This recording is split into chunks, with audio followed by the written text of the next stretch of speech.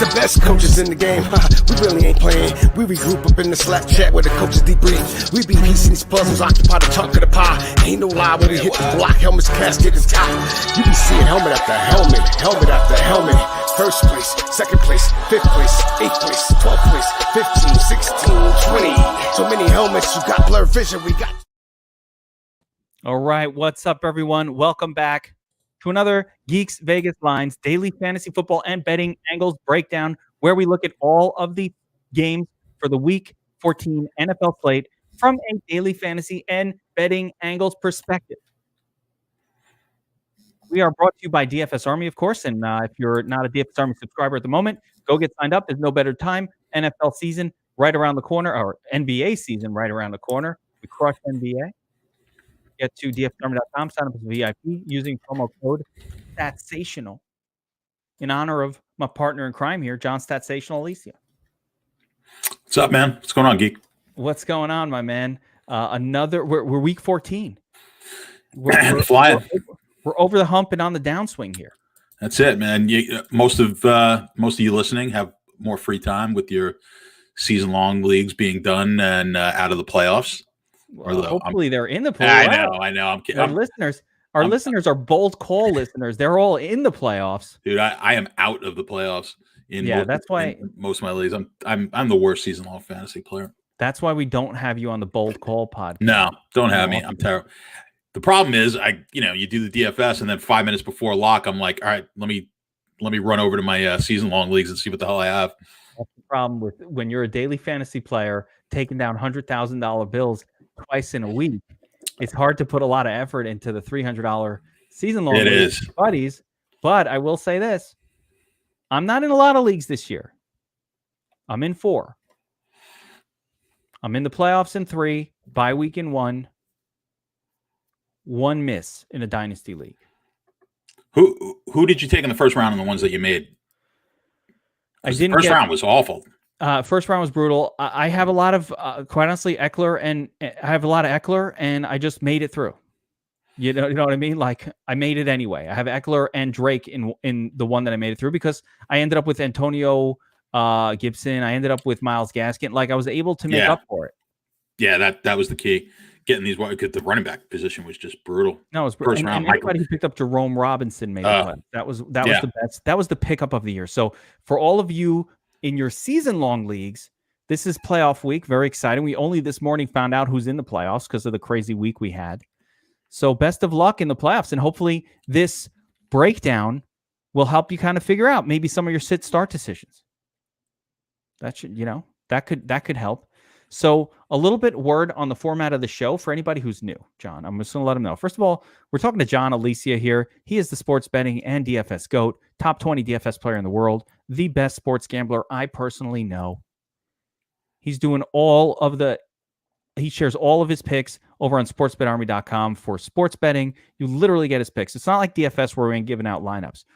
You get his picks. Like, I just ride with you, John. I'm fucking making money riding with you. How are you a tennis guru? I don't even know, but I just use your tennis plays and I fucking print cash. It's crazy. Let me tell you, I can't wait for the damn tennis to get started back up again in January. It was too good. So I pay my rent using your fucking tennis picks. I literally, I pay bills with that. I need those picks back. We'll get them back. Shit's piling up. I want to get a new computer. Like 3 tennis picks is like a gaming computer. Yeah, 3 more weeks. We'll get it back. And then we get the Australian Open going in January, so we'll be okay. Now I've got one of my bigger ever bets going already for this weekend's MMA. Yeah, you pushed hard on that. Yeah, a little scary. Don't want to bankrupt everybody in one shot, but been running pretty good in MMA, so I'm letting it roll. Not sharing that here on the show though. You got to sign up at Sports Bet Army. Find out what that bet is from a guy that's had one losing week over the last, I think, in MMA over the last like 3 months. Yeah, pretty good. It's not too bad. Been real good. There's a break even or 2 in there. It's not all winning, but we'll take it. All right, so let's get into it. The way this show works, we're going to look at all of the games on the NFL Week 14 slate from a daily fantasy and betting angles perspective. We're going to pick 4 games that we call the core 4, which we're going to go in depth. And then we're going to, and we made a commitment to really lightning round because we end up talking about them a little too much. We're going to lightning round them. We're going to try to get everything in within an hour and 15 minutes. For those of you who are watching on the replay and not live, we love our live watchers and listeners. For those of you who are watching on the replay, though, pro tip, watch this in 1.25 or 1.5x, and you'll knock it out a little bit quicker. And that is a pro tip. That's a pro tip for everyone. I never take money out of the DK account. I don't know. I just let it roll. Rarely. I can't even buy a computer with it. I just let it roll. I want it to last my lifetime. But the sports betting account, the tennis picks, I withdraw that shit. Fucking get a computer. All right. Let's get into it, John. Week 14. The core four.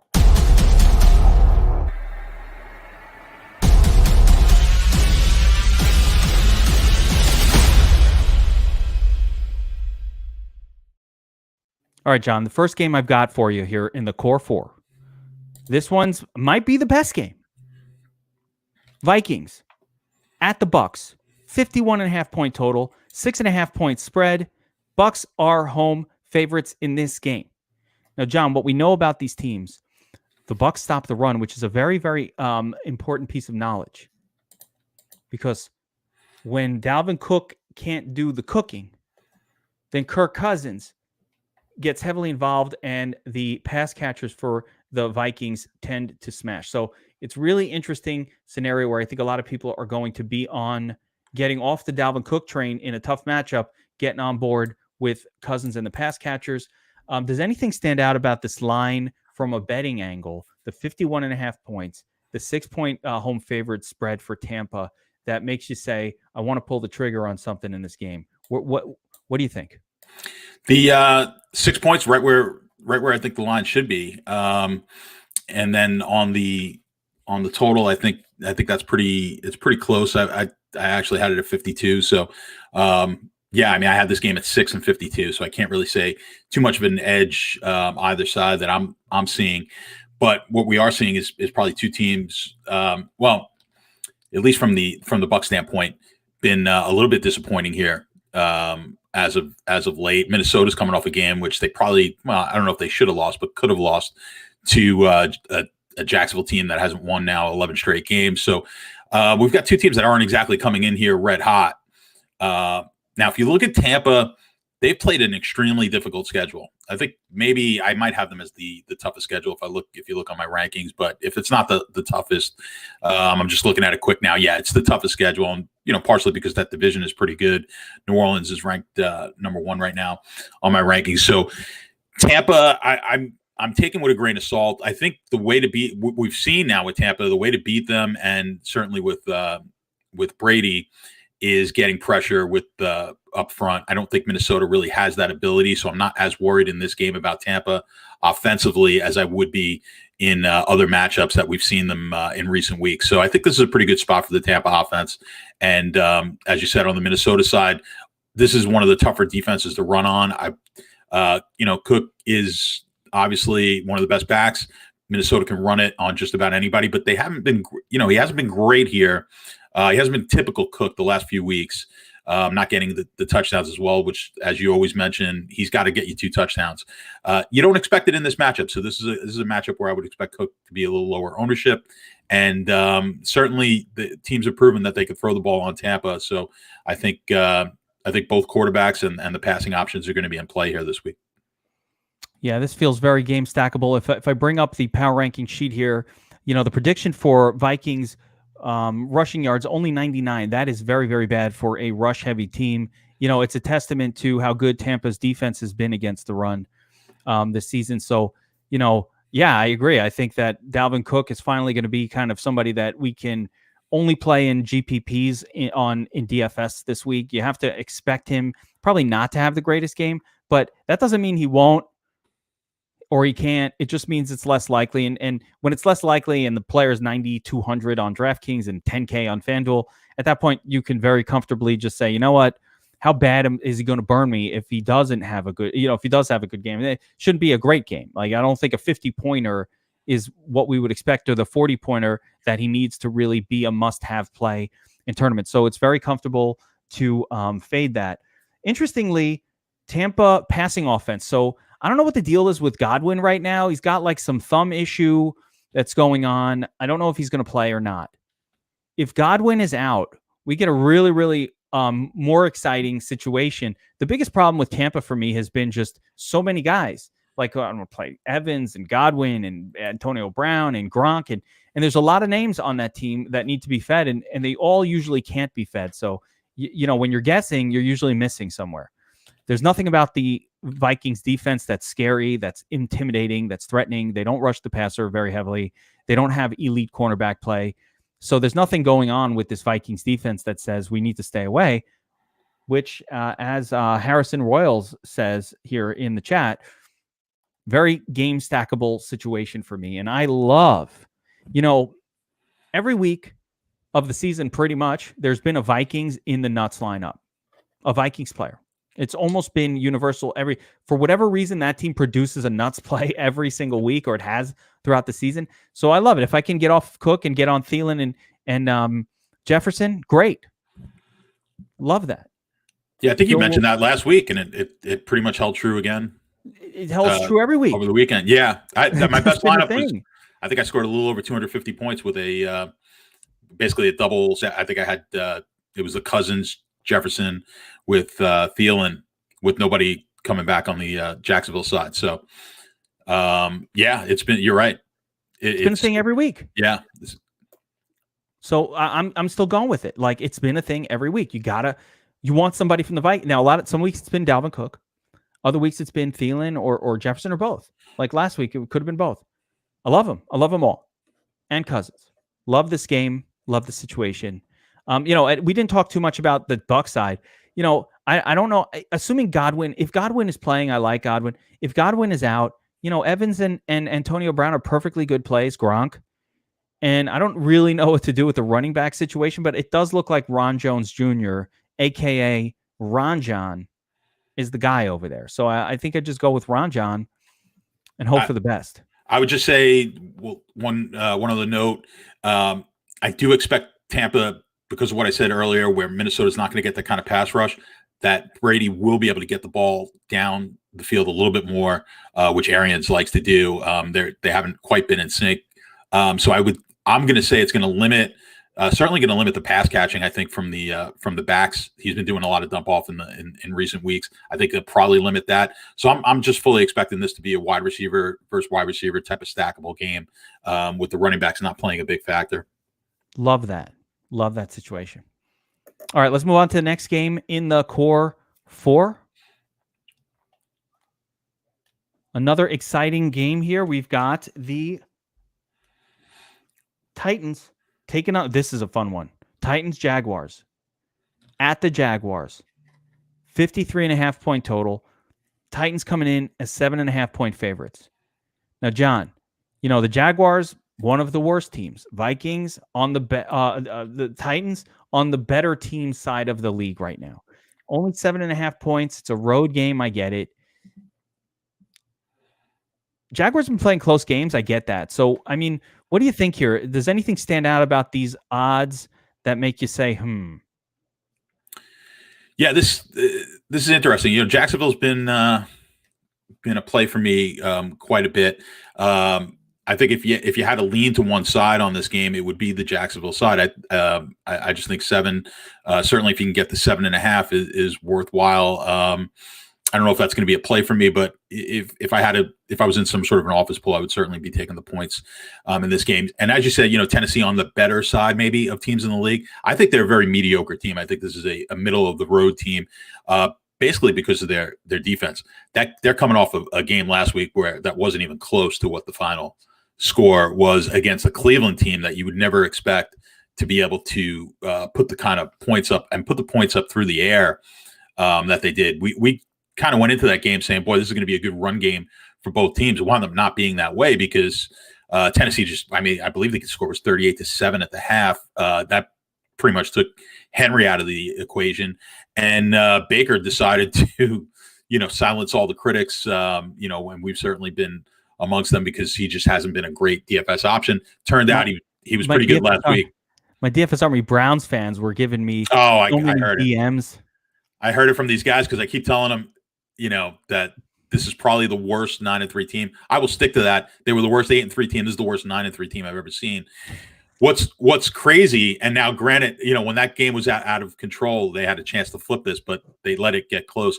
Their negative score, they have a negative scoring margin at 9-3 because the 3 losses they had were absolute blowouts, and they haven't blown anyone out in a win. That's an odd stat.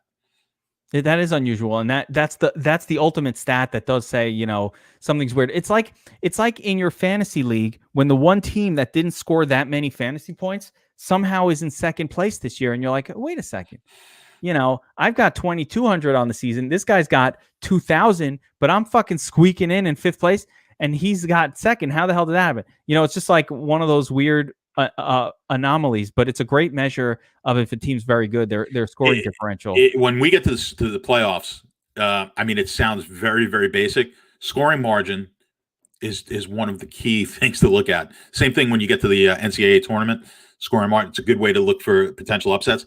In football, teams with the best scoring margin are the best teams. You're like, okay, well that's really basic, John, but yeah. It is. Sometimes basic stuff works. Now, DFS angles wise. So you already just said, let's take a look at the power ranking sheet and our expectations here. But you've already just said that, Tennessee, not very good against the pass, not very good defensively overall, but have a nice offense that can score really quickly. The Jaguars are just kind of this oddball team. They got a good running back over there. They've got some wide receiver talent. Not really exploiting it very much this year, but they're able to sort of put some points on the board really on the back of that running back. When I take a look at the power ranking sheet, man, Tennessee 172-yard rushing projection, 272 yards passing, so lots and lots of yardage for Titan. Now, the one thing that happened last week that I don't think will happen again is last week you had Cleveland come out hard early and basically eliminate Derrick Henry from really the ability to have any sort of a big game.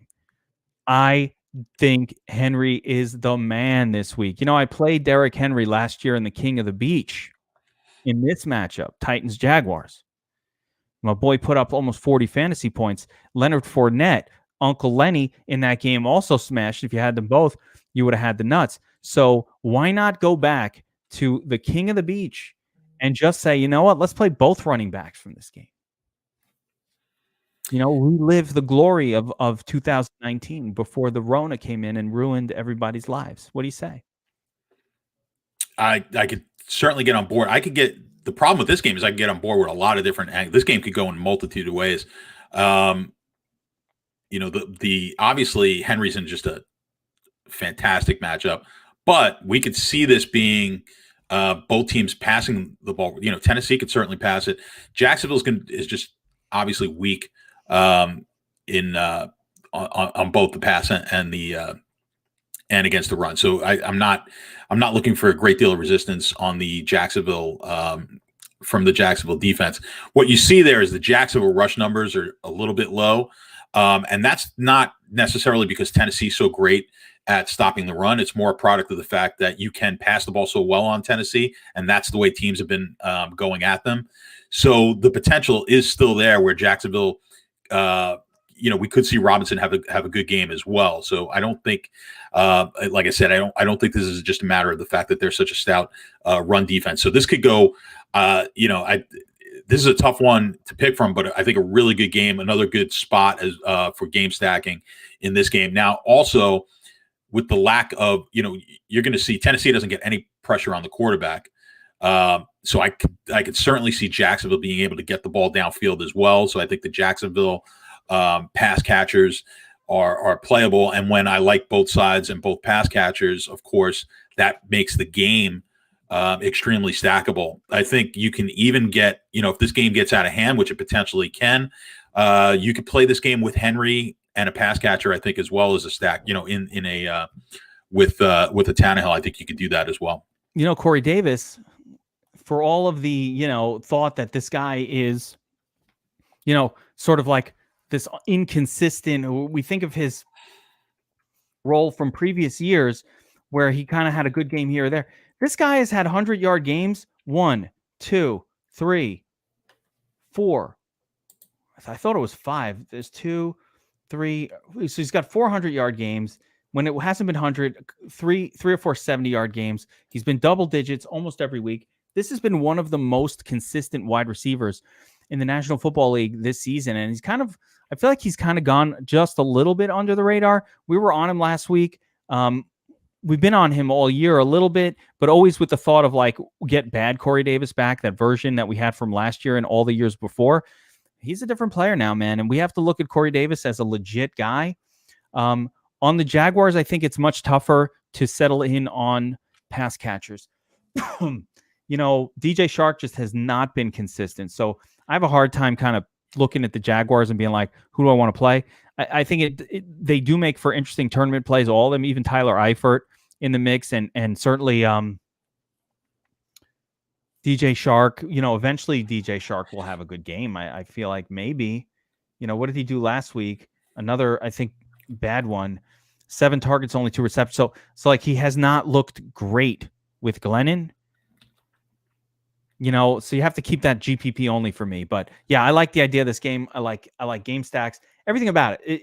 There's a reason it's core 4, but the top play across the board has got to be D-Rock Poinry just smashing through this Jaguars team. And as long as the Titans are playing from ahead, Derrick Henry is going to get his. So this is the top pay up at running back this week, outside of maybe Christian McCaffrey. All right. Next game on the core 4, we've got the Packers taking on the Lions. Packers are 7.5-point road favorites with the game total of a monstrous 55 points. Now, before we get into the DFS breakdown, John, anything stand out about this line that makes you that piques your interest? Yeah, I do. I'm gonna like one side of this game, so I'm gonna refrain. This is going to be one of the few games that I put out there. More than likely, it looks like I haven't posted it yet, so I'm kind of waiting on that line. We're right at that key number, 7.5, depending on the book that you're looking at. So, shop those lines, guys. Shop those lines. Got to shop the line. Especially when you get to these key numbers like 3, 4, 7, 10. Those are the ones that you really, really have to be diligent about and look for a good number. But yeah, in this game again, I mean, the Packers have looked pretty solid. Detroit's coming off a big come from behind late victory against the Bears, who have just kind of fallen.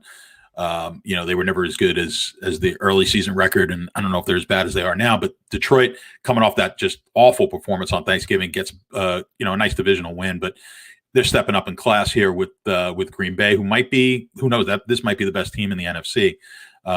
We shall see, but they're certainly one of them. And when you've got Aaron Rodgers at the quarterback, they're going to be a tough out. Defense plays fairly well also. So if you look at the numbers, I mean, running the ball, we're not expecting much on the Detroit side, but this game from a passing standpoint, obviously I did the stacks earlier. So that's my number one stack. Projecting probability, at least based on what we've got in the Dom station right now for projections, but they're almost projected between Adams and Rodgers to get that 60 that we're looking for. They're almost projected for that, so they're close to like a 40% probability of hitting that 60 number, which is I think the highest one that we've seen this year. But I mean, why shouldn't they? He loves throwing the ball to Adams. Adams has been pretty much monstrous since he's come back, and if you watch the game on Thanksgiving, which I'm sure every one of us did, that is not, there's not a lot of resistance there on the Detroit side from a pass pass defense standpoint. And Stafford also put 400 yards up last week against the Bears. So this is another game that I like. Last week we couldn't find. I mean, we were struggling to find a game to stack. Not so this week. I mean, this is another game I don't mind stacking both sides of this game. Certainly stackable. I think you have to talk about on the Detroit side, DeAndre Swift. I think he's going to be back for this game. He was out with an illness, not some sort of an injury last week. He's going to be back for this game, and you can run on the Packers. But the great thing about DeAndre Swift, assuming he gets a full workload and he does get back to practice, it's Wednesday, so we'll find out if he's practicing in full. But the great thing about a Swift is he's the pass catcher too, so like he doesn't get game flowed out of it if the team starts to fall behind, which I think is very, very important. I think he's riskier than some other running backs of a similar salary range, just because maybe they do use a little bit of Adrian Peterson and they bring the old man up. They've been doing that the last few weeks, and it's not clear that Swift will get this 80, 70% workload that we hope for, but you do have to mention him. On the Packers side, the one thing that I'm looking at is the last time these two teams played, Aaron Jones went bananas for like 50 fantasy points. Like, it was week 2 and Aaron Jones just exploded. So, your power rankings sheet here, the Statsational power rankings on DFSArmy.com, they show the Packers set for 145 potential rushing yards in this game. That probably means we can expect more goodness from Aaron Jones, Aaron. And then, of course, we know what Rodgers can do. We know what Adams does every week. There's probably not going to be that much pressure on Rodgers to throw specifically to Adams. Like, you might spread it around a little more. Lazard is healthy. MVS is healthy. So, if there's any risk there, it's just that the Lions can't keep up. But overall, you got to like the Packers side of this game. Points will be scored from somewhere. Just got to hone in on the right stuff. And I do like Aaron Jones here, definitely as a play. And certainly Rodgers, Adams, and then even a bigger mix with Rodgers, Adams, MVS, or Lazard. I think Ortonyan can work. There's a lot of weapons on the Packers now.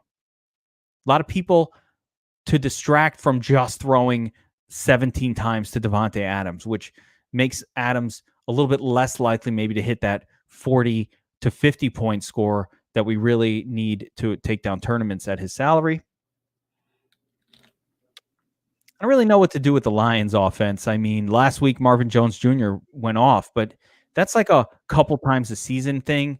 We might get Kenny Golladay back here. So I think if Golladay comes back and he's fully healthy, we might get a little more goodness out of that Detroit offense. But yes, very game stackable and very, very exciting game. All right, last game on the core 4, John. We've got the Falcons heading out to California to take on the Chargers. Very close. Falcons favored by 2.5. Are you surprised? This is the one. Every time I give you the donkey bet on this show, I always see one and I'm like, what? Excuse me? Pardon? What the fuck is this? Why are the Falcons favored over anybody? Is this recency bias? Hold on. I need to rant on. Is this some recency bias bullshit? Yeah, I get that the fucking Chargers lost to the Patriots. Bill Belichick makes every rookie quarterback look foolish. That's his profession. That's what he does. But we're now we're talking about the Falcons, a team that makes quarterbacks who are bad look good. Okay, Herbert been looking good all year, mostly before last week. What the fuck is this? They're underdogs at home? Hell no. What do you say about that? You done? Yeah, I'm done. I'm going to say that the line is pretty much, it's close to being correct. And well, if my numbers are correct, Atlanta should be favored here. Why? Who the hell are they to be favored against anybody? So I mean, just if you look at my numbers, which are overall on the season, I've got them as a slight favorite. And if you talk about recency bias, yeah, Atlanta, the only team Atlanta's lost to, I believe, in their last 5 was the Saints. And they, and mixed in there was that blowout of the Raiders. They've played well, and they've played really well defensively, much better than people are giving them credit for. So I don't think most people think their defense is that good, but they've been much better of late. Definitely better against the run. Yeah, no doubt. So the running game, but their running game has not been all that spectacular. But yeah, so this game I think is pretty much correct. And I would think the total is actually a little high just based on where I think the Atlanta defense is getting a little bit underrated. So I would say if I had a lean in this game, I would probably lean a little bit more towards the under. I know this is going to be from your tone, you kind of like the Chargers here, but what have the Chargers really done? I mean, they've been terrible against the spread, and then they really haven't been good as who have they beaten? They beat the Jets. Fucking Jets, man. So here, just quickly, they've gone 1, 2, 3, 4, 5. Yeah, they're 1-5 in their last 6. They find a way to keep, for the most part, until last week, they've really been in games. They just haven't been able to win any games. These losses, though, all right. I mean, they lost to Denver. That was tough. Barely beat Jacksonville, barely lost to New Orleans. Again, they're scoring a lot, which is really what interests me from a fantasy point of view. But I think Atlanta's the team that finds a way to lose most weeks, especially on the road. So, the Chargers got back Austin Eckler. That should be a real sort of piece to the puzzle of being able to win games for this team. And the difference between a lot of the difference is when you're talking about the losses that they've had. And I agree with you. They've lost games, but these are good defensive teams. Miami's pretty good. Yeah, no, some of them aren't. But, I mean, Buffalo hasn't been bad. New England is a good defensive team. But they certainly played good defense this week. So, I don't know. I'm just saying Atlanta on the road, they're not a team that wins on the road a lot. They're traveling west. I don't agree that the Chargers should be a 2.5 point underdog. I'll give you 1 point or pick them. 2.5 points seems a bit high to me. And I think this is a comeback game. I don't think Atlanta has anything defensively that they're going to be able to do. Like the Chargers, just what they do, it's strength against weakness. Pass catching running back is a weakness for Atlanta. They're good against the run, but they're kind of susceptible to pass catching running backs. That's what Eckler does. They don't have in Atlanta elite outside cornerback play that could slow down Mike Williams, that you could put one guy on him. So you're going to have safety coverage over the top, which opens up Keenan Allen out of the slot. So there's just the matchup wise, I think this game just matches up well for the Chargers. I think the Chargers defensively, I think the Falcons could probably score 2, which makes it good for DFS purposes. This is a stackable game to me. Yeah, I think it's both stackable, and I think you've got opportunities on the defensive side as well, the DSTs in this game. So it's one of those interesting games. I could see this game going a few different ways, and I'm talking obviously if you're a mass entering. If you're playing 20, you've got to take a stand one way or the other. You either like this game offensively or you don't. In which case, I would look at playing the defenses if you're not going to play this game, especially in my opinion, the Atlanta defense. But it's definitely going to be a game I'm going to stack. I will have stacks of it, like I said in MMA. I'm a little leery of the. I know that, and the number there, is huge. Chargers. So you certainly can't fade. No, it's not a fade for sure. I'm just I'm a little. I'm approaching it a little more cautiously, just because of what I've seen in recent weeks from both teams. Feels recency biasy. It is a little bit. Yeah, I don't like it. I'm trying to eliminate recency bias from my my DFS approach. So I did post the stack. So the Herbert Allen stack is 5th right now with a pretty good percentage. Is Matty Ryan on there to Julio? Matty to Julio, I'm sure he is. It's where Ridley's ahead of him at they're usually pretty close, unless I missed it. No, there's Julio. So yeah, Julio's around 14% and looks like about 10th or so. We'll bring up the tool. Listen, a little preview of some DFS Army tools for those of you guys who are just watchers of the show but not subscribers to DFS Army. When you're trying to figure out who to stack in your tournament lineups, we've got this awesome tool. You just go to it and you go, oh, hey, Adams, Rodgers, Devontae, 39% chance of 60 plus. That's pretty good. Mahomes, Reek. Okay, of course those two are on the list. Wilson, Metcalf, that makes sense. But there's Justin Herbert and Keenan Allen. So you get all these different stacks. There's your first Tom Brady with Evans. Murray. It's been so rare that the top stack has not come out of the top 10 on this, and it's not like it's not some great. I'm not doing anything special. I'm just taking the projections from the Dom station and doing a little bit of work with it and coming up with that. But I like it because it's just really easy to. I like to just be able to see things quickly. And in a format that's just appealing to my eye.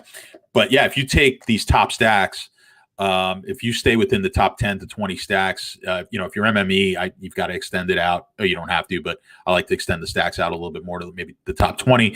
But if you're looking, someone had asked me a question about can we talk a little bit about 20 man, which essentially we do a lot. I think, if you're playing or 20 entry or 3 entry, 3 max, 20 max, things like that. You got to be living in here. Like I don't want to get too in depth, but we talk about being contrarian, but you can be contrarian elsewhere. These top stacks are top stacks for a reason. Live in here, at least take stacks that are better than a 10% shot to hit that 60 number. I think the big thing, 100%. So like you just made a little point about 20 max and how that's different, a 3 max. And we talk about that stuff all the time. When we talk about mass multi-entering, you're getting a little taste of a lot more things. But when you're as you go down 20 or 3 or 5 lineups, however fewer, you want to tighten up your core. You're just going to be building around certain situations and then mixing up some spots around it. So I'm going to build around these core 4 games. I will have a Herbert, Allen, Eckler, some sort of combination of that with a comeback of Julio. I'll have a Rodgers, Adams type lineup. I'll have something or a couple of lineups around Tennessee and the Jaguars. So just building around a few spots that look really sexy and exciting. That's how you build your 3, your 5, and you don't mix in, Darnold against the Seahawks in that. You know what I mean? That you could throw in. You could throw in your Jalen Hurts, GPP flyers if you're making 150, but don't do that when you're making 3 or 5 or even 10. All right.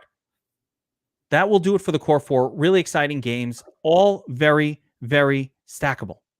Now let's get into the next segment on the show where we look at each game that we haven't covered yet, a little quicker version, what we call the lightning round.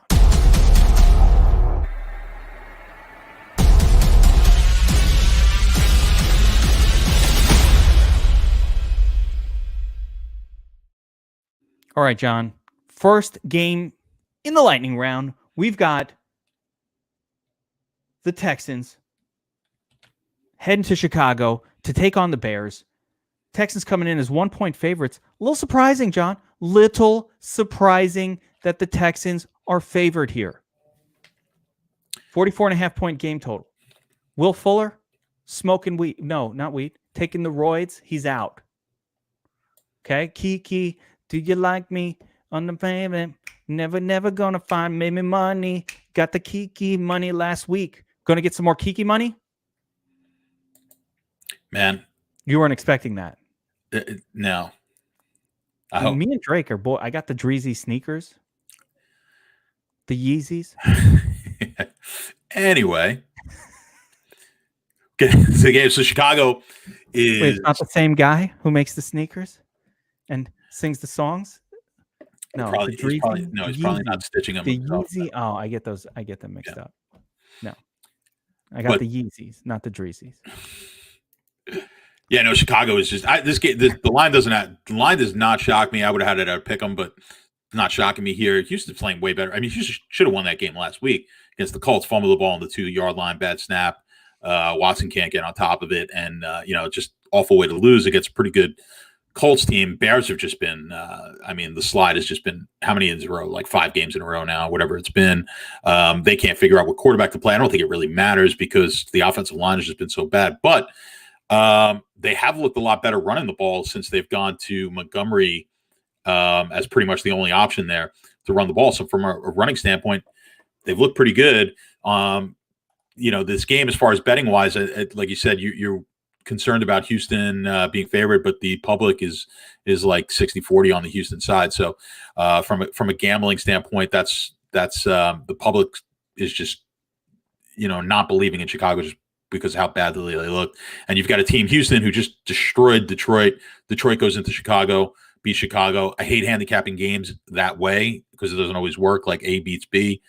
And A and B beats C. Does that mean A beats C? Yeah. It doesn't really work that way. But it does give you a good idea where the Chicago team is right now. And it's not in a good place. I don't know. The defense too, and the defense is not. How bad is the defense played? This great defense. How bad is that? Have they played? You worry a little. Now it's been a lot of it's been Hicks. I've said that. Once Hicks went out, this is a different team. I think he might be playing this week, so I would certainly be careful. Houston's not going to run the ball anyway. He's a monster against the rush. And if he plays, then absolutely you are not touching the running side of this game from Houston either way. I wouldn't think.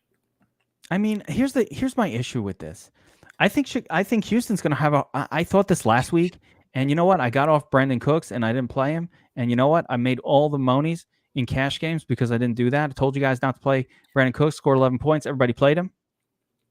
We moved up to Cooper Kupp, a couple hundred more. Got us a better score. We got Michael Thomas. The point was, Watson doesn't have a lot of weapons here. He's got Kiki Kuti, Brandon Cooks, and a whole bunch of ne'er-do-wells. Okay, there's nobody else on the team. They can't run the football. Cooks is hurt too, right? I don't know what's going on with Cooks. Yeah, does Cooks have a concussion or? I mean, I'm not seeing that. No, I don't see anything. Oh, okay. I thought Cooks was going to be out, but no, I'm not seeing anything. All right, that would be big news. Yeah. That would be line moving. That would be like, stop the show. I'm going to bet this right now. Well, Watson's shown he was able to. He's played well without. He finds a way. So, yeah, he finds a way. Kiki Kuti had a big game. He finds a way. I agree with you, but I think this is a tough spot. Number one, Houston very, very susceptible to the run. Chicago will try to run it down their throats as much as they can. They're that team. They will try to run it. That's where Montgomery is interesting. Priced up Montgomery this week. Tough play. Montgomery's in play though. He's in play. Got to play. I don't know if we got to play Montgomery, but he's playable here, right? I got to say, Montgomery's been doing all the scoring. He's still not crossing 100 yards rushing like in these games. He's got every chance to. So it's very touchdown dependent with Montgomery, and he could fail. If he's chalk, I'm off. At 6,500, I'm off if he's chalk. I don't want he's going to be pretty chalky, I would imagine. Yeah, I'm not going to like that very much. I don't like the salary. I don't like the player that much. Chicago, Trubisky, they could pay. This Houston defense is just so bad. That's really where it comes down to for me. This Houston defense is just really bad. So I'll take my chances with Allen Robinson. I don't love the outside. I don't love Chicago in the cold, but I think it's a much worse scenario for Houston. They can't run the football. It could be windy. It could be snowy. It's fucking December. And you ever been to Chicago in December? It's a miserable place. You've been to Chicago in December. I've been to Chicago in December. I've been there in August. Both are miserable. Oh, for heaven's sake. It always goes off my Bixby on my phone. F you, Bixby. I don't know who Bixby is. Is that like... I don't know. That's like a Samsung Galaxy thing. It's an assistant. So what I'm saying is it's windy. It's cold. It's the Windy City. They don't say that for no reason. It's cold. It's not called the Windy City because of actual wind. Oh, it's windy over there. But it is windy off the lake. It's windy over there. Yeah, but like I said, August sucks in there too. It's the warm city. It's like 105 degrees, and then it's minus 10 in the winter. As long as it's not mosquitoes, I'm okay. I don't care how hot it gets. If it's mosquito-y, that's where it gets really bad. Jordan Akins, I like to play Harrison Royals. I appreciate the Akins play as well. And yes, Chicago has elite cornerback play. And that's what I'm saying. Chicago's a good corner, Kyle Fuller. They have guys who are good. They're going to be able to slow down Brandon Cooks as well. Keep in mind, though, Stafford 400 yards last week. People are going to, you almost get the sense that Chicago has packed it in a little bit mentally. So that's my concern with the Chicago defense right now. Yeah, you know what? You look bad one week, you look good the next week. I don't know. You look good one. I think the talent is there. Maybe they have an off game, but I don't believe in teams packing it in. I just don't believe in it. Anyway, lightning round. So let's keep hammering through. Yeah. We're not supposed to talk for 10 minutes about Chicago and the Texans. So let's move on to the next. But for me, like I said, we're not playing Deshaun Watson this week, and he's not going to be your cash lineup. None of that. It's a tough matchup outdoors in cold and wind and fucking snow and misery. The game sets up well for the running game and the Bears defense, I think, even a little bit. All right. Next up, we've got an interesting one. I think surprisingly has some DFS goodness. I don't know about some betting goodness here. You'll tell me. Cowboys, Bengals, 43.5 point total. Road Cowboys, 3.5 point favorites. Bengals, quarterbackless, headless, and rudderless. Anything stand out here about the numbers? 3.5 point favorite. Dallas, terrible, but better than what the Bengals are doing. Yeah, this is this is a matchup of two pretty poor teams, but I am going to have a play. I love bad teams, so I will have a play on this game. So I won't get too into it. The public is on the Bengals. I'm not shocked there. Just a reminder, if you want John's play on this game, it's not hard to get it. All you got to do is go sign up at sportsbetarmy.com. Use promo code Statsational. You get a big discount. And you get all his plays and my fucking MMA pick. It's worth it. Go do it now. Do it now. Every place in America has legal betting. Every country, every state. Don't believe the hype. Fake news. Don't believe the fake news people if they tell you otherwise. All right, keep going. Sorry. That's fine, man. Got to promote the site, bro. Got to promote the site. I'm with you. I'm with you on that. I'll stay quiet while you promote. There we go. But yeah, so this game is we're seeing a few books that don't have it. I believe that's because the Dallas game went last night, as I was telling you earlier.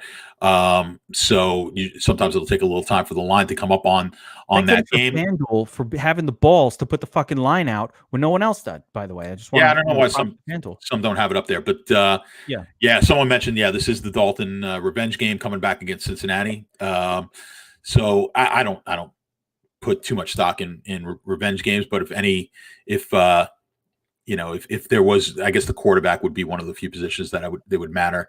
People get excited about kickers coming in revenge games, but I don't hold too much weight into it. When you were the quarterback of the Bengals for like 12 years, that's revenge. Listen, he wasn't, obviously they didn't have great success, but they had good regular season success with Andy Dalton. He was getting them there, but they just never were able to get over the hump in the postseason. So yeah, Dallas has just a plethora of problems right now. But the Bengals haven't looked good. I mean, with Brandon Allen at the helm, not good. Dallas defense has been playing much better. I think part of that, the product of the fact that the offense isn't scoring. We talk about this all the time. As offenses get weaker, the defenses get stronger typically, especially when you move to the production that they were getting out of the Dak offense. So from this game, from a DFS standpoint, it's not too sexy on the DFS side. The Bengals, I know Miami's pretty good defensively. The Bengals were pretty much useless last week. I told you my big lineup that I had Tyler Boyd in it, who got ejected. So that was potentially that was a bummer. It was a big lie. I would have been in the FFWC. If not for that, I missed it by 2 points. So if he plays, he gets 2 points. Players never get ejected. Like to miss it. I thought it was a weak ejection. I don't know if you actually saw it. I thought it was kind of weak. They were on the sideline. Maybe I missed a punch because I didn't catch it fully. If they both threw punches, but that game was an oddly chippy game between Cincinnati going nowhere against Miami. There's no bad blood that you know of on the surface, and that game was chippy the entire time. That was the local game here. But, this game, I mean, Zeke looked a lot better last night against a pretty good defense. So, that would certainly, Zeke is certainly going to be in play. You've got the teams that really both teams are susceptible to giving up the run. As you saw, Dallas, I mean, they gave up almost 300 yards on the ground last night. We know Baltimore could run the ball really well. So, from that standpoint, there's some interest in this game for sure. I'm not sure that I want to start stacking the game though. This will be a running back situation. Yeah, very low total. I like Zeke a lot though. He's priced down on all sites, but especially on Draftkings right here at 6,600. It's just hard to see Zeke coming out of a game. Again, his team is favored against the Bengals. They'll probably lean on the run. They'll probably be in the game the whole time or ahead. This is the spot for Zeke. Let's get back on board the Zeke bandwagon. Get back on board. Oh, you guys are seeing the little, they pop up on my screen. I need to deal with that. Some of the plays from Sports Bet Army pop up on my screen here. That's how often picks are coming out, though. That's why I say Sports Bet Army, get in there. There's action. If you want action, you got to get in there. Cincinnati side, I really don't like. I'm not going to get on board with, I'm not on team Brandon Allen as my quarterback. Certainly Tyler Boyd is cheap enough, and those guys are cheap enough that if you want to kind of play a little bit around this game. But I do have to say, I don't mind Amari Cooper. I don't mind, some of the ancillary plays from Dallas either here. It's just two bad teams. The Bengals can't really rush the quarterback. So as much as it's a low total and everything, the salaries reflected. The stats ranking sheet here, 296 yards for Dallas. I assume that a lot of this is like post Dak numbers at this point. Like we're not like I don't know how much of the Dak. Yeah, well, how many games did Dak play? I mean, he played enough. I mean, it certainly skewed it. But how many did he play? Did he play four, five games? Yeah, 5 at least. So they played. If you play, I mean, he's had. Do you have a scale where it's lowering the scale like of 6 games ago, or no? So it's not scale, but you're going to have to that way. Yeah, but that number, I mean, it's still. I'm not expecting 296 yards. No, but it's still a high number. But they're still going to be 60 above plus average. Range. Yeah, above absolutely. average passing is what we should expect here. That's all, which I like. And nice rushing yardage, 130 yards. All good. I'm not assuming that Gio Bernard is going to get me 141 rushing yards. I can't get on board with that. That's more a skewing of just how bad Dallas has been against the run. And it didn't hurt last night's game where they torched them. All right. Next game on the lightning round, we've got the Cardinals, 2.5-point favorites, heading to New York to take on the Giants. Maybe Daniel Jones comes back for this one. Giants in position to win the NFC East. Need some more wins. Kyler Murray hasn't looked the best the last few weeks, but could be healing up from the whole shoulder thing. Maybe getting a little regular Kyler Murray back. There was a time when, Kyler Murray was the only thing in town. He was my first, my last, my everything. And then he hurt the shoulder. He hasn't looked as great throwing the football. Couple of down weeks. Anything about this number, John, that stands out? 2.5-point favorite Cardinals, 45. This kind of seems about right to me. Yeah, actually, I had the Cardinals a little higher, but I think that line's coming down just because of the recent play here of Murray. Yeah, Giants. I think and the Giants, of course, look really good. Yeah, Giants look great last week against Seattle. Killed me in one of my survivor picks. That was brutal, and we talked about it too. It's like I've got the utmost confidence in Russ against a bad team, and I mean, I was shocked. That's one of the more shocking. Not so much that anyone could lose. The fact that they could have put points up. Money line in parlays. I was like, all right, let me grab the sure thing games. Yeah. Well, and as we all find out at some point or another, there's absolutely no sure things, especially in the NFL. Like I said, the shocking part of that game was the defense. The offense didn't do anything, which doesn't shock you. You've got Colt McCoy in there. Not that I don't think it's a far drop off, by the way. If you're worried about McCoy, we don't know right now 100% if this is going to be Jones or McCoy. This line doesn't change much either way. Jones just the differential is not all that great. But you're between right. the two. You're right. The Giants played a great game defensive, and the Giants have been pretty good defensively this season. All year, we've talked about on this show James Bradbury and how he's been really, really great. Like he is he's one of the few. He's one of a few legitimate lockdown corners in the National Football League right now. You got Bradbury on the outside taking on DeAndre Hopkins. He should be pretty well covering Hopkins in this game. Not that you could stop Hopkins fully because he runs very shallow depth crossing patterns as his primary tree. He's just doing these sort of. He doesn't run deep. He doesn't go deep really at all. So it's hard to fully cover that. But Bradbury's been good. The Giants defense has been good. Leonard Williams has been beastly. Fucking former Jet. Fucking Jets suck. Williams has looked really good defensively for them. So yeah, they've looked really good on defense. Yeah, I like this from a betting standpoint.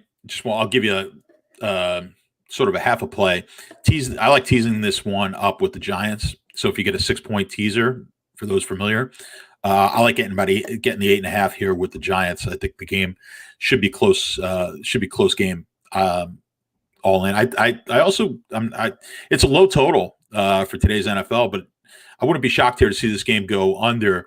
And a lot of that's going to have to do with I don't know what kind of word we're going to get on Murray. I don't think there's going to be no one's going to announce like, hey, he feels great, but just keep an eye on it. See what his if there's any quotes coming out from him about how he's feeling. But I told you this, I guess 3 weeks ago now, fade Murray. Once I see any of these guys of that ilk who get an injury where a bunch of their point potential comes from the ground and running the ball, and a lot of their passing success comes from being able to run around, I want to start fading. So I'd be highly careful here. Again, don't overreact. Don't think the Cardinals are just going to put up monster points because it's the Giants. This is a low total for a reason. That Giant defense, I've got them as the 12th ranked defense on my list, so not awful. I would be I'd be a little hesitant here again with Murray unless I can find something before Sunday that makes me think otherwise. Not a ton of DFS goodness coming from this game. Although, like I said, I think individual pieces might go off here. As a whole, this game really doesn't stand out to me as something I want to get too involved with defensively. All right, next up, we've got the Broncos. This is a game I like, John. The Broncos are heading east to take on the Panthers in Carolina, 46.5-point total. Panthers home, 3.5-point favorites. The potential return of Christian McCaffrey, potentially marred by a potential new injury to the thigh or something. So we got to pay attention to the whole situation with Christian McCaffrey here. In addition, DJ Moore, John, is going to be out for this game, it looks like, which elevates significantly Robbie Anderson and Curtis Samuel to the point where I love Robbie Anderson and Curtis Samuel this week. Anytime you can narrow that offense down to just two of those guys, oh my goodness, if you had no Christian McCaffrey, yeah, I don't think we're going to get the wish on that. I think we see C-Mac back in action this week, from what I've read and heard. So I think he's back. So that does take away, and when he's back, he's probably the best option out there. If he's playing, it's going to be a pretty good spot. I didn't look at where they priced him. I would assume that they priced him down from the sky high numbers that he was at. He's at 9,200. Yeah. So it's about as cheap as you're going to get him as well. So I think if he's playing, I think pretty good matchup here. And yeah, you're going to want to have quite a bit at the top end. I'm just kind of looking at the high price guys. He's probably the best option. Well, I guess also with Henry at 8,700, it's going to be pretty. Listen, Christian McCaffrey's always the best option when he's healthy, but yeah, D-Rock, Henry, 500 within 500. We know Dalvin Cook's not in the best spot. Listen, a healthy Christian McCaffrey is the guy. Yeah, the floor, the ceiling doesn't mean that Henry can't outscore him this week. Henry's in a better, the matchup is actually great for Christian McCaffrey too if he's fully healed. So we're gonna have to see what happens with that. But I just like a lot of the goodness from this Panthers team, man. I love Robbie Anderson might be the best play on the slate. Like, how do you not play him here? How do you not play him? You can't. 6,200. How about Curtis Samuel? Where's he? 5,200. No DJ Moore. No, they don't throw to a tight end. So it's just McCaffrey and these two guys. That's it. That's the same scenario we have for the Vikings that keeps producing one tournament winner in every lineup. So how about this, John? Rule for your lineup creation this week. At least one of McCaffrey, Moore, Samuel, Anderson in every lineup. And a second rule, at least one of Thielen, Jefferson in every lineup. And how many lineups are we talking about? However many you want to make. Yeah, I mean, I know you're not going to do it for the 300 that you fucking. No. Yeah, I won't. I think I'm fine with that in a certainly for 20, like a 20 max. I'm fine with that. As I said, I like to pick 3 games maybe, and if you want to narrow it down to 2 games, by all means, and then go ahead and then you can mess with your combinations. That's where you could bring in 1 or 2 unique players into your lineup to make it different. Yeah. But again, you're going to take very chalky. I hate to even say chalk when it comes to stacks because stacks are never that highly owned, even the highest owned stack. So that's why I'm okay with taking the top stack of the week because you're gonna be plenty different in other places. So I'm fine with that. I like that idea. Yeah, it's just it's been working all year. Had you done that all season long, mm-hmm. You'd be doing pretty well. So that's the main thought process. Like, man, there's a really good chance that somebody from the Panthers is going to end up on the Nuts lineup this week. And there's a great chance that somebody from the Vikings is going to end up with the Nuts. So, like, why wouldn't you just get down with that? You know what I mean? It's an interesting approach to it. Let me go back to this game and see if there's any other angle. On the Broncos side, I guess Melvin Gordon looked pretty good last week. You can take a sniff of that. Put a little Melvin Gordon in your snifter. Swirl it around. Take a sip. Like a fine Courvoisier, like a fine cognac. You drink cognac? No, I'm not a big cognac guy. I'm a bourbon guy. Cognac. No. Gotta try the cognac. It's good. Yeah. Then I gotta start smoking cigars, and it becomes a whole thing. Yeah. You gotta have the cigar with it. Yeah. It doesn't work. It's not solo. But Melvin Gordon is not my favorite player. But if this game remains competitive the way it looks like it's supposed to, Drew Lock is here. Noah Fant, you have your weapon group from the Broncos. Nobody ever gets you tingly. But Tim Patrick has been fine. So Buffo on the Beats tried Courvoisier. He knows what it's all about. It's basically brandy, but like with a higher alcohol content. Anyway, I don't know where we got into that. Broncos, Panthers. All right, next up, we've got lightning round. Next up, Kansas City Chiefs. -7, taking on the Dolphins, 49.5 point spread.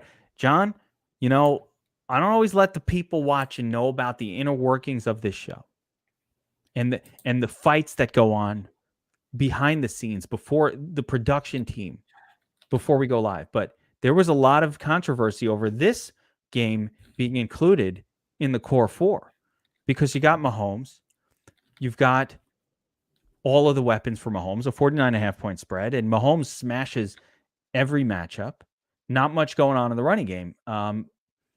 Ultimately, they didn't make the core four, but it was close. So I'm excited for this game in the Mahomes side. What do you say? Does anything stand about the line? 7-point favorites for the Chiefs. Miami rolling out Tua again. Tua not looking that good so far. I had an argument with Season Long Says earlier today where I kind of think that Tua might be a bust. What did he say? He says, already you're making a judgment that fast, and he basically berated me for judging too quickly. Yeah, I wouldn't. I would be with Alan on this one. I'd be careful.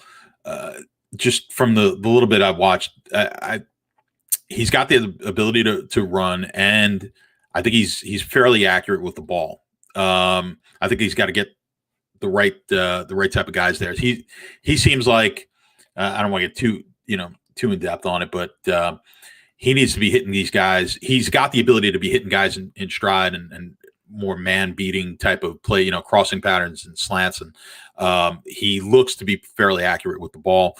I think he's going to be fine from the little bit we've seen. I'm not totally anti Tua here just yet. I think we're just getting a little too, there was a time where the quarterbacks 3-4 games in, you're like, oh, well, you give him a free pass. We've just seen too many of these guys be so good so quick that if we see a guy who is not putting up 300-yard games and 25, 30-point fantasy games, we want to jump off the bandwagon really quick. So I'd be hesitant to do that right now with Tua. I do. I want to jump off the bandwagon. I know you do. I mean, it's been fun. I'm just like, I don't know why. I'm like, I don't know. What the problem is? Well, this is a good game. He's not rushing the football. Well, that's it. Yeah. I thought I was a running quarterback with Tua. Yeah, he can. But he's pretty good. He's pretty good in the pocket. They haven't needed him. I mean, the defense has been good. So in the games he's played, they just haven't. I think Flores, I think, is a really good coach. He's a Brooklyn guy too. So you gotta give him some respect. Poly prep, poly prep respect. Throwing it out there, and then. But I think he's a great coach. And if you have these type of guys, we talk about Murray, man, if I could win without having them take a beating, I'm going to do that. So I'd be advising these guys not to run the ball unless absolutely necessary. And I don't like calling running plays all that often for these guys. I just think they break down. I mean, we're seeing it time and time again.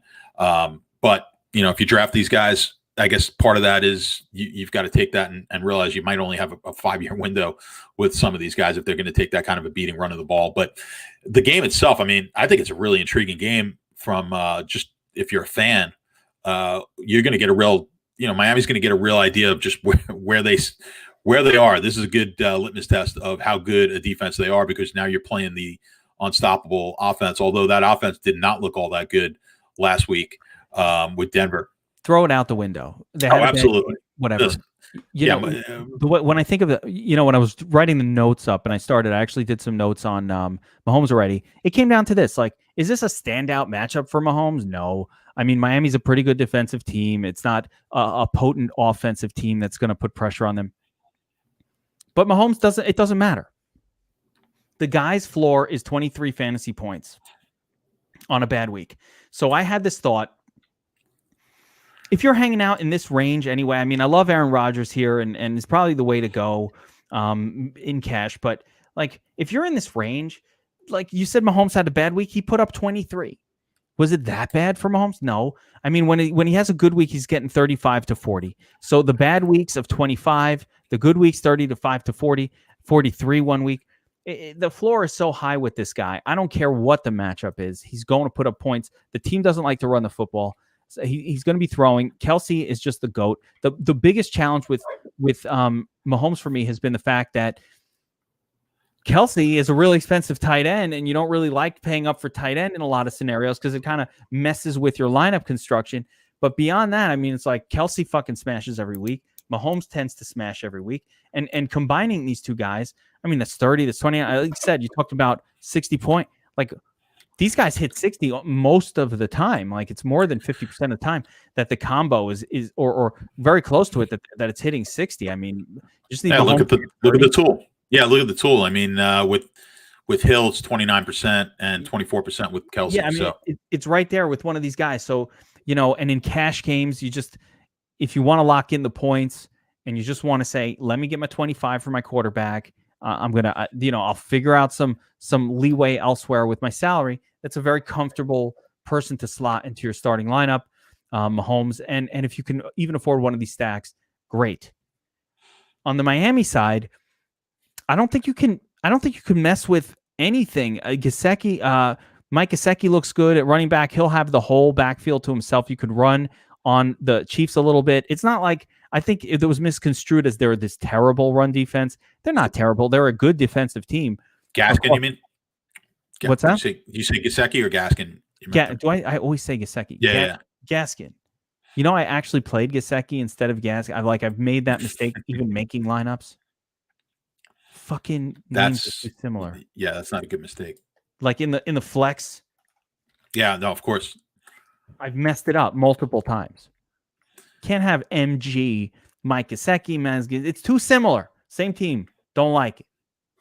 So I've made the mistake. I've actually clicked the wrong guy in and played it. Like, I didn't correct it. Then I was like, oh, I got a 0 because it was the week when Gaskin was out and I want to play Gesicki.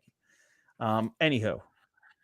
So I don't love too much about the Dolphin side of this, but everything on the Chiefs side looks pretty good from a passing game perspective. The biggest challenge with the Chiefs is, there's a lot of names over there to feed, but yeah, you could throw a Kelsey in the flex if you want to make it work. There's some creative ways to get it going, or just play Tyreek. He'll smash you in there. Yeah, I usually don't play tight ends in flex spots. I normally don't, but I think Kelsey is at 7K and his 25. I mean, which player projects as well as Kelsey week over week for the same salary? Like, at wide receiver, I'd say no one. I think Kelsey is almost most weeks the best 7K play on the board. Yeah, obviously he is. I think from a strategic standpoint, lineup construction, there's been so many good options at wide receiver at the cheap price. It's making the punt tight end irrelevant. Like, the punt tight end who gets you 10 at min salary is historically really good. There's just been way too many of these low salaried wide receivers in these games that have been better. So that's the reason why the two tight ends hasn't been great. Yeah. Well, I mean, if you get Kiki getting you 23, you don't need, the punt tight end getting you 10 isn't doing it. We'll see what happens this week. All right. Continuing on. Lightning round. Another game. John, this was even more. Was this on? No, this was even more controversial. Actually, John and I had a fight over this. This Geeks Vegas lines this week almost didn't happen because I was gonna walk out. Yes, he was insistent, and then I said, "It's not called John's Vegas; it's called Geeks Vegas." I didn't make the final call. I figured out, I was like, all right, I know my place. And then I shut up. It's, you know how I am. I'm when very your subservient. name is in the title, Yeah. You'll make the call, the final call. Yeah. That's how it goes. You became like a diva and you were just like, yeah, you know, and I'm like, you know what? I'm just not going to rock the boat. I know my place. I get very diva-ish behind the scenes. Yeah. You don't want to know. You should see what I do to my assistant. Oh yeah. My kid, but my assistant. Bring me water. I was going to call protective services. Get me a soda. Get me a beer. Give me a Blue Moon. Make my kids bring me a Blue Moon. I just feel like most people who abuse their children don't drink Blue Moon. Really? What just doesn't seem like they drink Budweiser and they drink Coors Banquet. It's probably Natty Light. We don't get Natty Light around here. Yeah. You can't even buy Natty Light where I am. I don't think you can be that mean and then have a blue. And could you put an orange slice in that, please? It's just not. Give me a Blue Moon. Blue Moon with a slice of orange. Before you, please. The only person going into timeout. The only one who's being abused in this household is me. It's all women in here, and they all basically order me around all day. My life is just being told what to do. That's why you're constantly doing podcasts. Yeah. Except for now, even during this, I said the door was opening. Hey, can you get me? Oh shit, he's on pod. All right, we've got the Wait, which one was it? Oh yeah, Colts Raiders. Now this game stands out from a Vegas lines point of view. Colts 3-point road favorites, 51.5 point game total. Wow, it looks pretty sexy on paper, John. What does anything stand out about these lines for you here from a betting angles point of view? No, not for me. I don't particularly like the game at all as far as to bet it, so I won't be. I could possibly look at Vegas in a teaser. I'll be looking at that closely, but I don't like the game to bet from where the money's coming in though. It's like 9-1 on the Colts side, as you might imagine. The Vegas is coming off of basically they should have lost last week. Anyone who said, by the way, I just want to. These teams are not dumping. The team may be dumping. Like the only people who dump, the general manager, owners, they may be on board dumping. Coaches and players do not dump. And we found that out because if they, the conspiracy theorists were running wild. If they told Williams, hey, go all out blitz here because we want to lose the game, he wouldn't have got fired the next day. And if he did get fired the next day, he would have came out and said, they told me to do it. So throw that out the window. Didn't happen. And by the way, if they were trying to dump games, they could have done it on the series before that they held the Raiders and essentially won the game on, and not done it and not waited for the absolute last play of the game to do it. Williams is just an idiot. And I think he was, as we've known from his past, and we've seen some of the chippy crap that the Jets do this year. I think he just coaches his teams up that way. And I think he was looking to hurt Carr, to be honest with you. Not for a second do I think that was some trying to throw the game, but nonetheless, I'm happy it happened as a Jets fan. Yeah. Because I'm all about Trevor Lawrence, and a win is like Lawrence. A disaster. Yeah. They were looking to blow that pick. They're going to blow it still. Jaguars fans, rest easy. This is the Jets. We will screw this up. We are going to screw it up. But with that being said, let's talk about both of these teams. Raiders, Josh Jacobs not going to play. Back to the Booker, who didn't look that great. Don't like him against the Colts at all. Right. The reality is with the Raiders, I think they're a little bit not as good as kind of what perception is offensively, especially without Jacobs. Jacobs hasn't done well this year, but like their pass catching corpse, if you got to rely on Nelson Aguilar, that's not a good person to rely on. Henry Ruggs, very, very one trick ponyish right now. And the only real thing they have going on that's exciting is Darren Waller, but I mean, it's a fucking tight end. How much can you rely? Coming off of the game he had last week, you don't think the Colts saw that? I mean, they watched the tape. They're like, all right, here's something. We're probably going to have to cover this guy. They watched the tape. That's why players like Darren Waller don't repeat those kind of games 2 weeks in a row because they're like, all right, we got a game plan around this dude here, right? You can't not do that. So in the end, those situations tend not to repeat because the coaching, they watched the game, they saw it. So I just don't like that much about the Raiders offense here. I actually like the under in this game. And I think that the Colts will rely on the run and pretty much smash their faces in. Now, the big question on the Colts side for me, John, is, again, I played Jonathan Taylor last week. It came through, but it was pretty sketchy. We talked about Taylor. Taylor's one of the better tournament plays. But, when you looked at what ended up happening, only 13 carries, he got some targets, which is nice, but only 13 carries in a game against Houston, the worst run defense in the league. So, it's still a volume concern with Jonathan Taylor here, Jay Twist.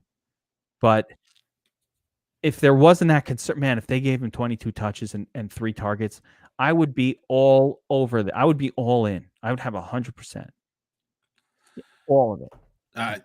Yeah, no, I would agree with you. It's just hard to figure out because we thought the whole reason that I know you liked him last week, obviously, is because against that Houston defense, weak against the run, and he was coming off a game where he had 22 carries against Green Bay. So, I mean, right now that 22 carries is looking like a bit of an anomaly. He had 26 against Minnesota early in the season, but he's been consistently right around that low double-digit rushes, and then his targets 2, 3, 4 targets a game, something like that. So the potential is there.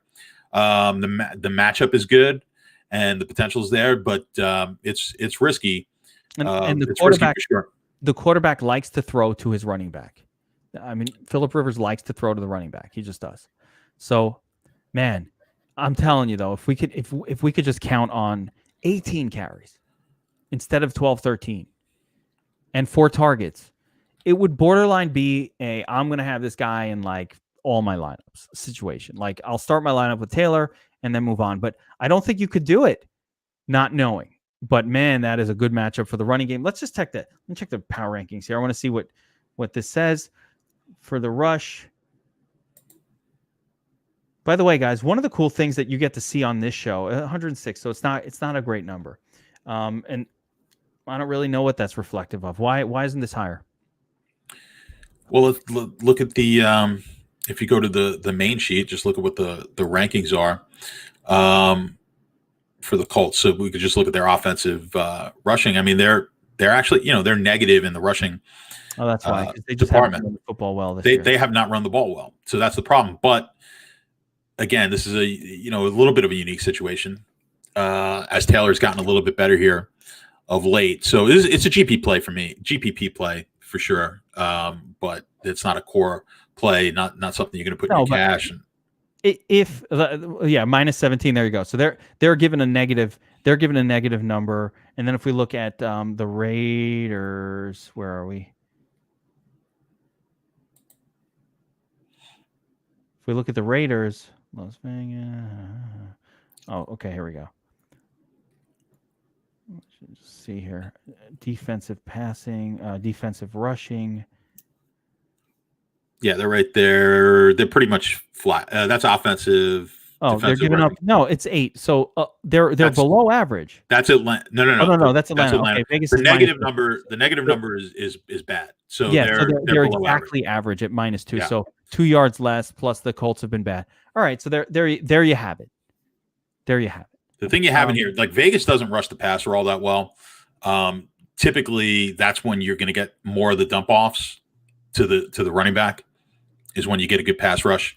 So again, I'd be a little worried. They're 29th in the league in sacks per game, Vegas. So I don't anticipate them getting a lot of pressure here. And again, Rivers is another one of those guys can't move. Older guys, you got to be careful when they play teams that can rush. They can't rush the passer all that well. Yeah, so that's not a worry in this game. Yeah, and I never love pass catcher options from the Colts. So I don't like this game. I don't like this game at all. Matter of fact, there's nothing I'm going to play from this game except maybe I might have some interesting Colts defense if they're cheap enough. That's it. I'm off of it. That's why it didn't make the core 4. As much as it's got a high total and spread and all that, and it looks sexy on paper, I don't like anyone. I don't like anyone on it. All right, John, let's move on to the next game on the core 4. This one's pretty gross. Jets heading out to Seattle. Take on the Seahawks as 13.5-point underdogs. Now, I would tell my survivor friends that this is a great spot to jump on Seattle. But you already jumped on Seattle last week, and you're out of your survivor pool. Oops. Yeah, and a lot of people probably don't have Seattle left. I haven't looked at it to see where the where people are heading this week on Survivor. I gotta do my analysis on that for the guy. Do that too over at in the Slack for the DFS for Sports Betting Army. Last week was a survivor. A lot of people do have Seattle. Yeah, a survivor's disaster. As a matter of fact, a lot of people would have played the Raiders against the Jets, which could have been a disaster. Should have been a disaster too. Well, listen, Draftkings. So I had I've got 2 left. There was like 54 people left, entries left. I had 2 of them.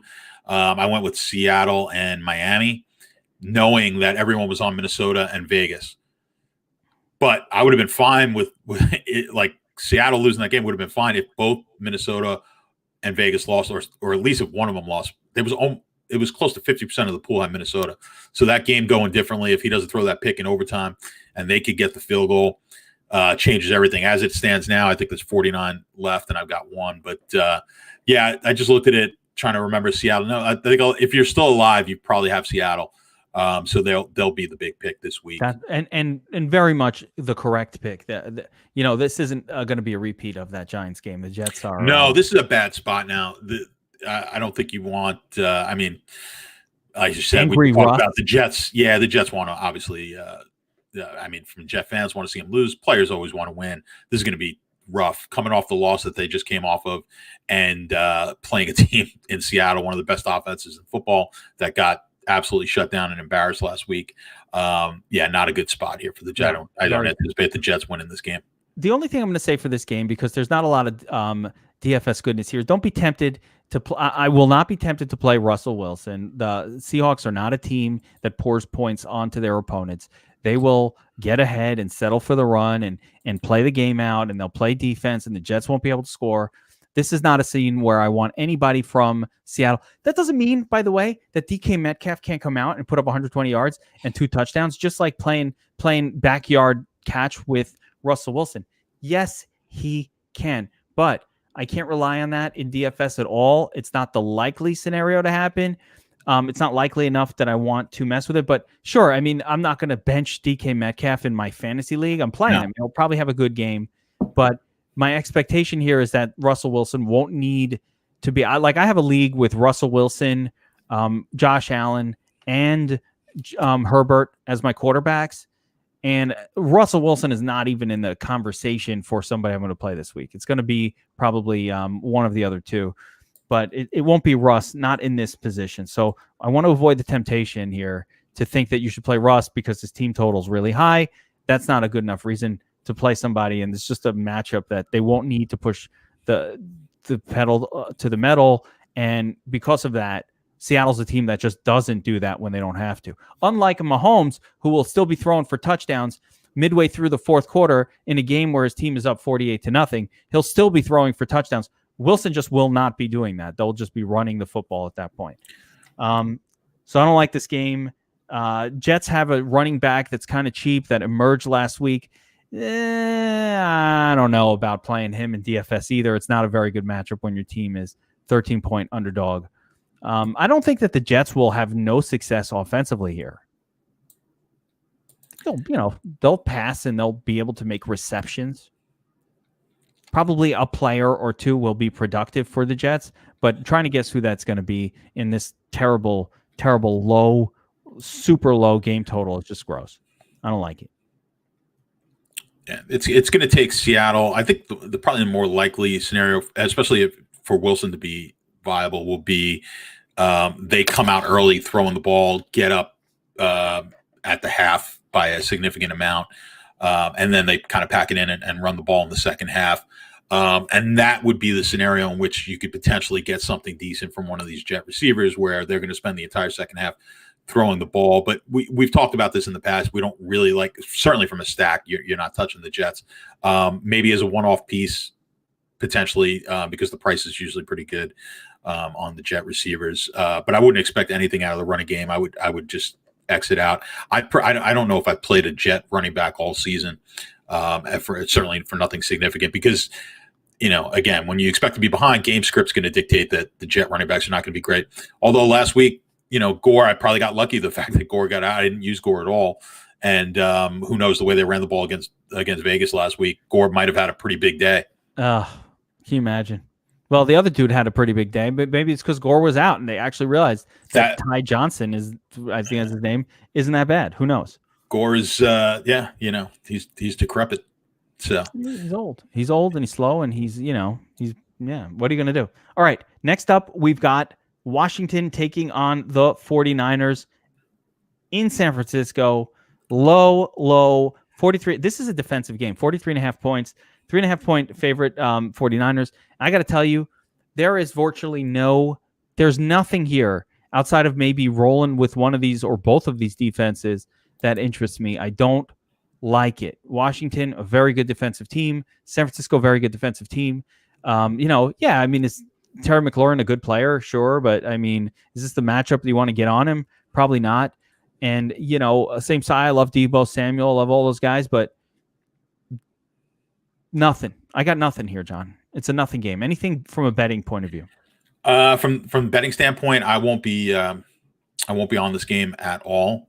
Like you said, it's definitely stacking up to be a defensive game. I think the public right now is on San Francisco, which I find a little surprising. I think that might change. I anticipate the public betting Washington coming off that big win against Pittsburgh that I guess not the entire country, but a good chunk of the country was able to watch the other day, Monday, early afternoon or early evening. But like you said, the Washington defense is pretty good. I've got them T6 on my rankings. And they're probably a little bit better than that because they've really gotten stronger here as the season has come along. That their D line might be the best in the NFC right now. That D line, so I anticipate they're going to put some pressure on Mullins, and that's going to be tough for the San Francisco pass offense. Somebody just mentioned, and that's right, that San Francisco is not able to train in San Francisco. That's true, yeah. Or play in San Francisco. Where are they, in Arizona? They're in Arizona, yeah. They had to play that game, on a field that was played the day before with the Arizona game. But so they'll be they're in it's a tough situation for them. California is just it is what it is in California right now, and they have to move to a place that has actually more. They were saying during the game they've got a higher COVID positive rate in Arizona where they are now than where they were leaving. It's not fun for the 49ers. They've been dealing and with the injuries that they've dealt with and COVID stuff that they dealt with. It's been a rough go of it, but I would not anticipate. This is from a DFS standpoint. I can't see many options that I particularly like. And let me just to give you a note with Alex Smith. Something Alex Smith's done for his whole career is he's been a great game. I hate the term game manager, but he's been that type of guy. And what that means really is he's not a guy who's going to make big plays. And if he's not making big plays, does that hurt, Terry McLaurin? If you watch that game the other night, how Pittsburgh wasn't just guarding everything short, like jumping everything short. He wasn't going to go deep on him. McLaurin did nothing. He just wanted to dump the ball. McKissick winds up becoming been saying this. A great option. Been saying this about. I love McLaurin. Been saying it though. Alex Smith is not the quarterback. Even Dwayne Haskins or whoever other garbage they had up there, all have been better for McLaurin than what Alex Smith has been.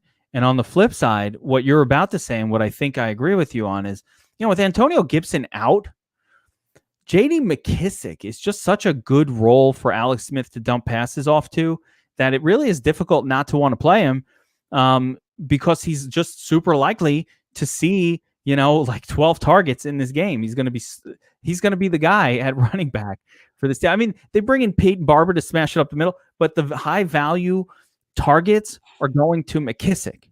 That's the guy. I'm more interested in McKissick than I certainly am in Peyton Barber. McKissick is the high value running back, and he should see 8 to 10 targets. And you know what? For a running back to get you 8 to 10, he got a ton of targets last week. It could have been, it was crazy. He was in the double digits. He under 5K, 10 targets last week, 10 receptions. Look, it takes that much for McKissick, who doesn't do anything else but catch a pass, and they're 7-yard short passes. It takes that much for him to even just get you 17. And that's where he's peaked this year. He hasn't passed the 20. So even if he's doing what he's doing, I'm not expecting touchdowns or a lot of yardage, but he could just get you there by sheer bulk reception PPR points. So this is a team that San Francisco could get pressure on the quarterback, and when you do, Smith he just refuses to turn the ball over. That's been his career. So he will dump the ball off quickly, pick up whatever he can, not take the sack, not take the pick, and not throw the ball away. So he gets the team moving. Again, this might be a tough matchup because, like you said, it's going to take some touchdowns. I don't know how many touchdowns are just going to be available in this game, quite frankly. But keep an eye on it. Can't count on those touchdowns. Yeah. And one extra thing I throw in is I'm not expecting a lot from San Francisco's offense because the Washington Football Club they're just a good defensive team. Yeah, they're good. They're good. All right, let's move on. Good. Final game in the lightning round. We've got the Saints -7. What up, Taysom? Taking on the Eagles, 44.5 points. Jalen Hurts. Everybody hurts sometimes. Everybody cries sometimes. And right now, it's Carson Wentz's turn to cry. As Hurts is taking over as the starting quarterback for the Philadelphia. I just want you to know that I ad-libbed that. That was not written down before the show. Those are things that I just come up with on the spot. Fully invented those words too. It's not from a song. I just invented it. So nobody's shocked. That's invented. That was not from a pop culture song from the 90s or anything. Nope. It's just me. Creative like that. So we got to figure out what to do with Jalen Hurts. One of the nice things about this week, normally when the kind of runny, kind of uses his legs quarterback is starting, we're like, yeah, I got to play him this week. And, sneaky. We played Taysom Hill his first week. We loaded up on that shit, right? Now, here's the difference. Jalen Hurts is going up against New Orleans. That's not like a matchup that you like. If this was Jalen Hurts against, some crappy defense, now we'd have to have a conversation like, shit, do we got to play this guy? You know what I mean? I don't think we have that conversation here. I think Jalen Hurts is silly for the millie and nothing else.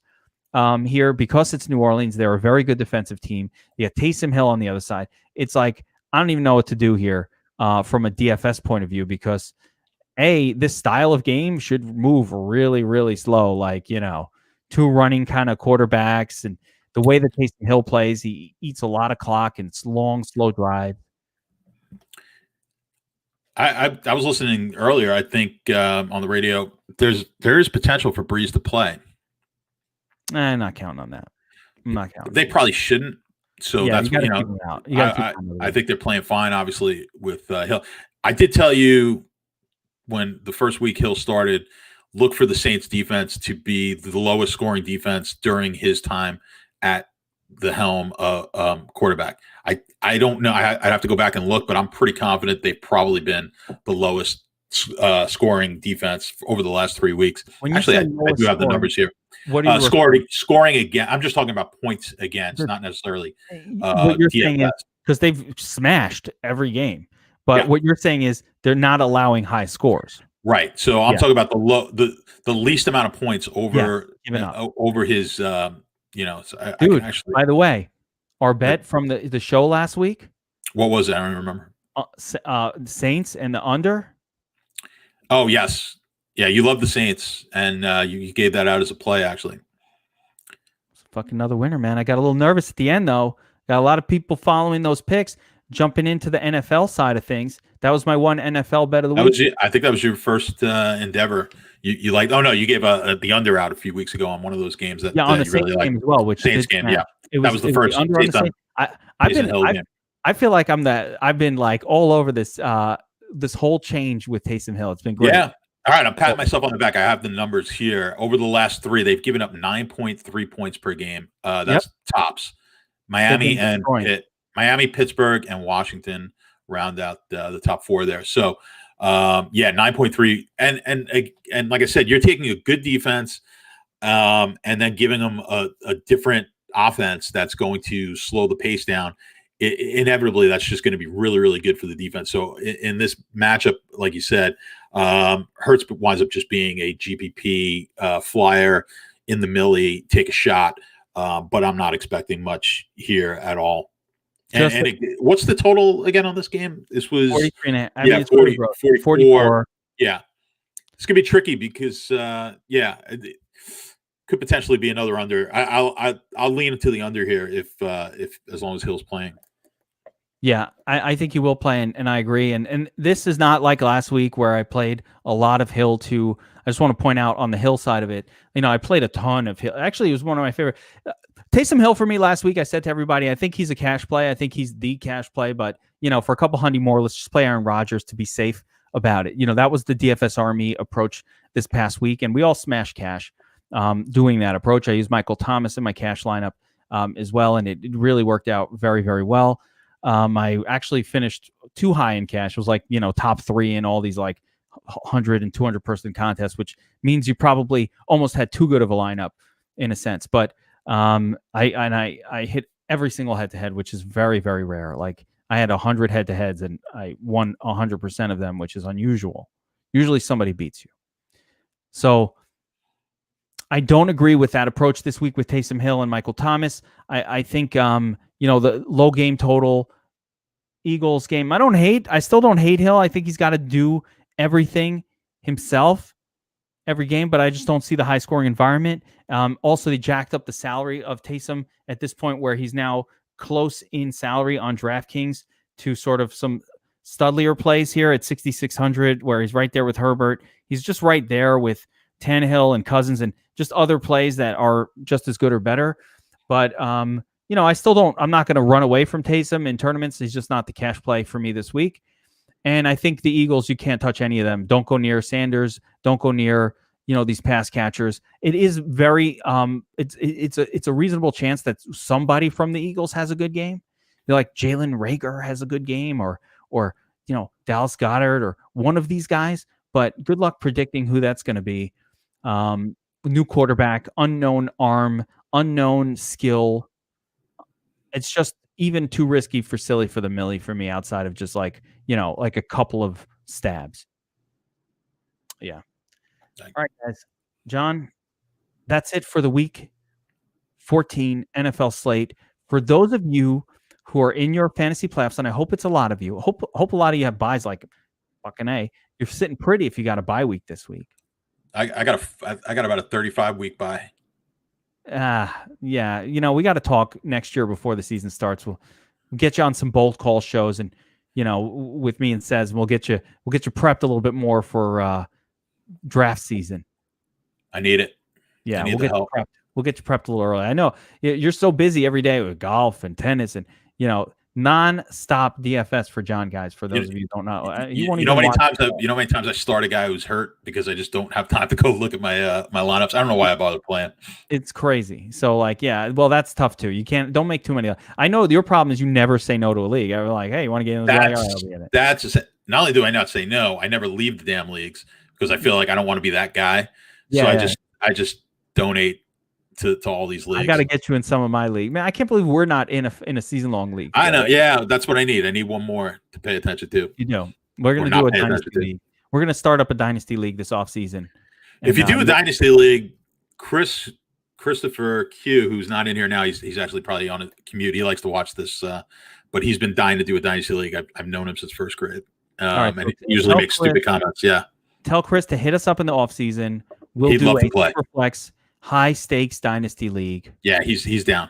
All right. Yeah, I don't want to do anything for less than like $300. Yeah. So, because if I'm going to pay attention to it, I need money on the line. Yeah, we'll get it done.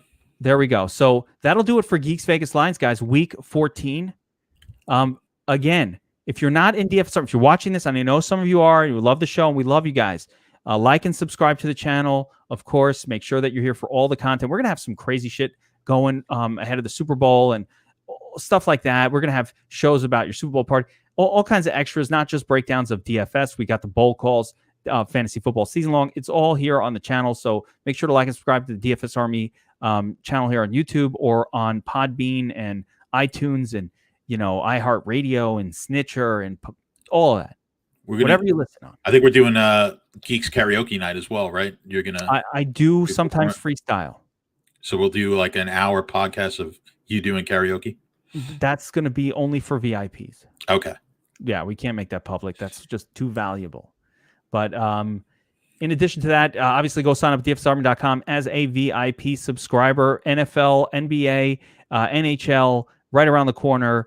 NASCAR, PJ, everything. We cover everything. College basketball. I think we're the best college basketball in the industry by far. Like, to see the wins, being the screenshots of wins and the things people tell me. I can't even play college basketball here in New York, and college football, here in New York, but Keg is crushing those projections. So you got to check that out as well. If you're here, League of Legends, esports, we do it all. It's one place, one site. And now it's a very good time to sign up because we're actually jacking up prices here in the new year. It's like already set to go, and people are going to be pissed because VIP is going to be 50 to 70% more than it is now. Not for current subscribers. We never change the price, but for new people coming in because it's worth it. So get in there now before it changes. If you've been waiting, and I know you have, don't wait anymore. I'm begging you, because you're going to ask me later, can I have the old price? And I'll be like, no, if I do that for you, I got to do it for everybody. Not going to do that. Get in now. And for everybody else, I will be back on Friday with John and some DFS Army pros for the Wolfpack Roundtable, talking about some tournament strategies for this weekend. And of course on Saturday with the Players Club, where we bring the whole slate together and get down with the best plays on the slate. We cover cash games and 3-max and tournaments and everything there. So we got a lot of exciting content coming out. Big showdown tomorrow night as well. Good luck this week, everyone. We will see you next time on the Geeks Vegas Lines.